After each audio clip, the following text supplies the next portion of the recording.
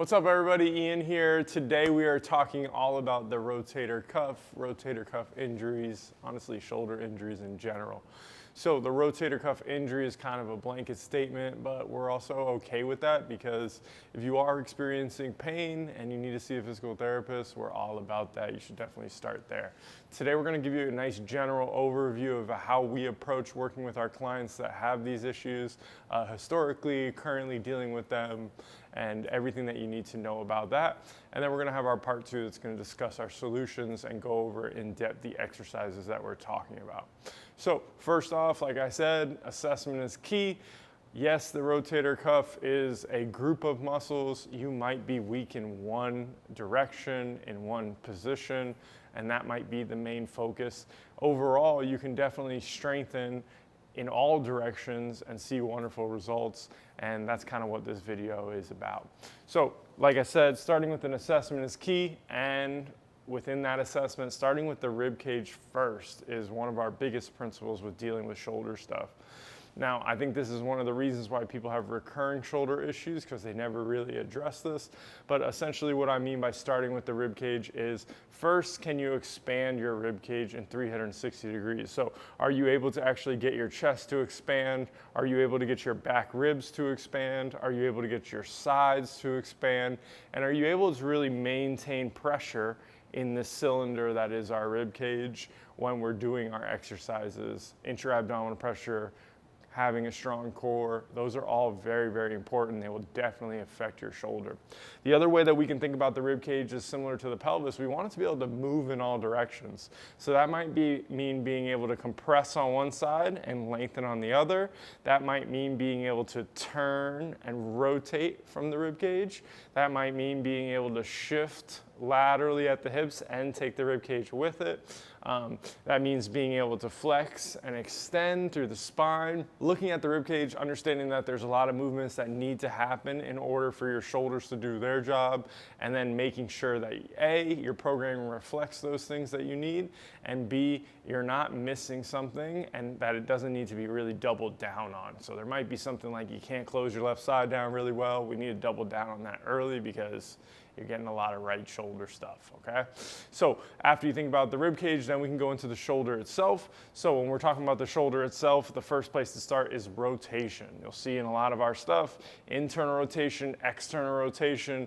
The shoulder joint needs rotation to function. Even if you're flexing or extending within your shoulder joint, it's rotating. So there is no healthy shoulder without rotation. We need to start with that. Now, in order to start with that, one of the things that we can do is we can start isometrically. So that just means really pushing into something, learning how to stay at your end range, working in the middle range. There's endless options there, but it's really the safest way to do it is by literally just not moving and getting strong at holding your position. That would be isometrics. From there, we can go into more dynamic movements. That might look something like this. That might look something like the classic cable stuff. We'll talk about that in depth. Actually really valuable, even though it gets a lot of flack and hate. So shoulder rotation would be the next thing that we'd want to A, assess, B, restore, and then C, really strengthen and make it not just something that used to be a weakness, but something that's actually a current strength. The other thing that we want to think about is taking your shoulder through full range of motion on a regular basis, ideally even daily. Now you'll be able to see that we have our regressing your shoulder video on YouTube. Learn where your shoulder's currently at, and then just constantly carve that circle out, knowing exactly where that is, being able to own it, going slow there, and just really taking your shoulder through a full range of motion every single day. Even if it's as little as 5 reps, will take 5 minutes. It's quite literally brushing your teeth.